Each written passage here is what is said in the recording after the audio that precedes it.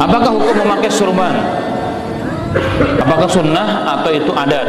Karena saya dengar dari sebagian ustadz bahwa surban pakaian itu adat, jaiz. Bahwa sunnah itu ta'rifus sunnah menurut para alim ulama kita, para muhaddisun wa fuqaha dan mufassirun, semua mereka sepakat bahwa as-sunnatu, sunnah itu adalah manusiba, apa yang dinisbahkan, atau ma'uthira, atau yang dinisbahkan juga pada Rasul sallallahu alaihi wasallam, baik perkataannya beliau yang disebut dengan qauliyahnya Rasul, atau perbuatannya beliau yaitu afalnya Rasul, atau persetujuannya Rasul sallallahu alaihi wasallam. Sepakat itu, ulama menyepakati semuanya. Dan dalam hadis-hadis yang kemarin sudah dibahas pada di bulan Ramadan, dan kita akan bahas ulang lebih detail lagi, bahwa Nabi Muhammad SAW di awal-awal diriwayatkan dengan hadis yang sangat banyak bahwa ketika Nabi Muhammad SAW masuk ke Mekah, pada Fathu Mekah, beliau memakai surban yang berwarna hitam. Kemudian juga dalam riwayat yang lain, sahabat Nabi Muhammad SAW pernah melihat Nabi Muhammad SAW di atas mimbar dan beliau memakai surban. Dan kemudian dalam riwayat hadis yang mengenai dalam peperangan Ghazwatul Badar, perang Badar, bahkan para malaikat turun pun memakai surban berpakaian berwarna putih dan seterusnya. Ini berarti Rasulullah melakukan, berarti sunnah.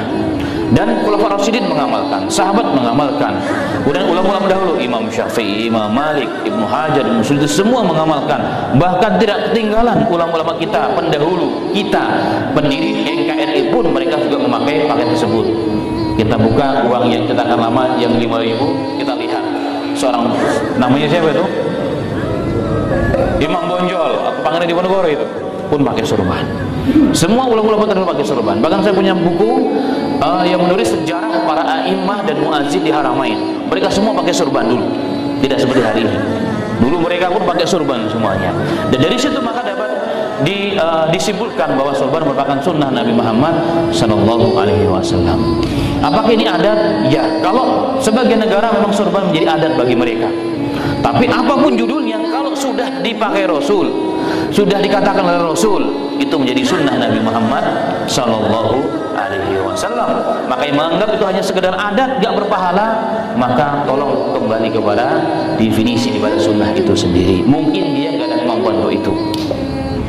Jadi sunnah Nabi Muhammad sallallahu alaihi wasallam, dan tidak boleh menisbahkan pakaian panjang, pakaian surban itu, oh kalau fulan, ustaz fulan itu pakai surban, berarti kelompoknya fulan, berarti kelompoknya fulan. Oh enggak, sama sekali nggak ada kaitannya dengan itu. Itu sunnah Nabi Muhammad SAW, harus kita pertahankan. Kenapa kita mengaji sama Tirmizi? Supaya kita tahu sunnah yang betul itu bagaimana, nyunah yang betul itu bagaimana. Semua yang datang dari Nabi Muhammad SAW. Kalau maka setiap Muslim harus berusaha. Di awal kajian juga ada satu firman Allah dalam Al-Quran. Allah pernah mengatakan bahwa Qul in kuntum tuhibbunallaha fattabi'uni.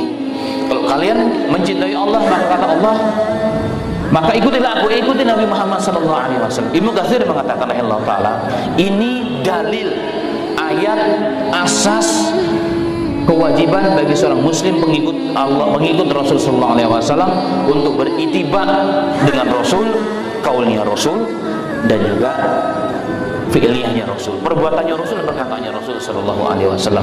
Dan satu di antara perbuatannya Rasul, beliau berbusana Islam. Saya bahkan begini bukan karena saya kelompok bulan, bukan, karena ini sunnah dari para Rasul sallallahu alaihi wasallam. Insyaallah mendekati makanya Nabi Muhammad sallallahu alaihi wasallam. Anda cinta Rasul, maka ikuti sunnah Rasulullah. Sunnah Rasul bukan hanya pada sholatnya, bukan hanya hajinya, bukan hanya baca bismillahnya, dohirnya pun pakainya Rasul sallallahu alaihi wasallam. Itu hal yang sangat penting. Bahkan kita baca sejarah Khulafaur Rasyidin, mereka sangat memberi peringatan yang keras ketika pasukan dikirim ke negara Ajam.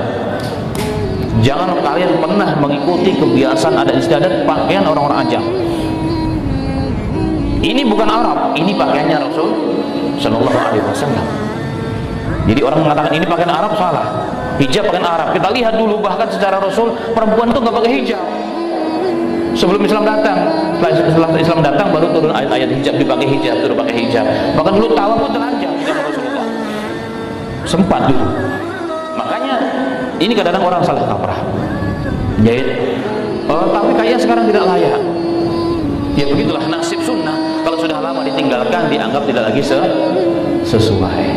Dulu saja ketika, mohon maaf, di awal-awal kita mulai, teman-teman mulai menghidupkan sunnah dan gini, wah banyak dikatakan si jenggot naga lah. Dulu ada tren film jenggot naga, ada yang mengatakan si embek lah dan sebagainya. Padahal itu sunnah Rasulullah SAW. Alhamdulillah, karena sempat ada orang yang berani, yang dulu sempat dicaci maki itu terkorban, maka kesini banyak orang berani. Dan manusia itu, muslim itu jubil alam hati sunnah, ditakdirkan oleh Allah mencintai sunnah Rasul.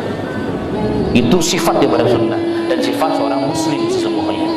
Maka pakaian sorban termasuk sunnah Nabi Muhammad Sallallahu Alaihi Wasallam. Ya, dia tidak sehebat dan sepenting akidah, tapi itu sunnahnya Rasul. Kalau kita kembali kepada bagaimana sahabat menyikapi perbuatan Rasul, jangankan pakai sorban, Rasulullah pakai cincin saja langsung diikuti oleh seluruh sahabat. Rasulullah pakai sendal dalam sholat, kemudian dilepaskan, langsung dilepas sendalnya oleh para sahabat. Mereka nggak bertanya, ya Rasulullah, apakah ini sunnah adat atau sunnah ibadah ya Rasulullah, ini agama ataupun adat ya Rasulullah? Nggak ada pertanyaan. Itu kita sekarang, itu kita. Makanya yang membagi-bagi itu maksudnya membagi ini sunnah adat, ini sunnah, ini adalah sunnah ibadah. Maksudnya adalah untuk memudahkan membedakan sesungguhnya. Kalau terjadi ta'arud, pertentangan, maka jelas sunnah ibadah itu lebih utama. Tetapi bukan berarti kemudian kita nggak anggap remeh itu, anggap perkara yang ringan. Oh tidak, satu sunnah itu lebih berharga daripada dunia seluruh isinya. Nanti kita akan tahu kalau kita sudah mati. Maka setiap muslim harus berusaha menjalankan sunnah Rasulullah SAW dari sholatnya, hajinya, puasanya, akidahnya, apalagi ibadahnya, dari tidur sampai Jabbatul Khala sampai ke Masjidil Haram, dari ujung rambut sampai ujung kaki. Hendaknya mencintai Rasul, maka mempraktekkan hadis-hadis tersebut dalam dirinya. Kalau ada orang mengamalkan sunnah, wah hebatnya orang. Tapi kok orang belum alim sudah pakai sorban, padahal baca Qurannya belum bisa. Kita harus bedakan. Dia tahu sunnah, diamalkan, itu udah hebat. Masalah yang lain ya nyusul pelan-pelan.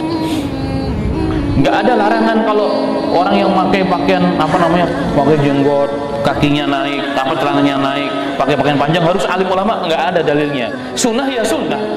Apa yang kita bisa kita ikuti dan kita jalankan. Dan sekali lagi bahwa itu bukan terkait dengan kelompok dan jemaah tertentu, tapi sorban dan pakaian adalah contoh dari Nabi kita Muhammad Sallallahu Alaihi Wasallam. Kalau kita anggap itu nggak ada apa-apanya, maka percuma ulama-ulama dulu menulis kitab sebesar kayak begini. Seluruh kitab hadis, kutubu sitah, kutubu sabak, kutubu asyara, Bukhari, Muslim, semua menulis hadis tersebut dalam kitab-kitab mereka. Kurang apa lagi dalilnya itu sebenarnya.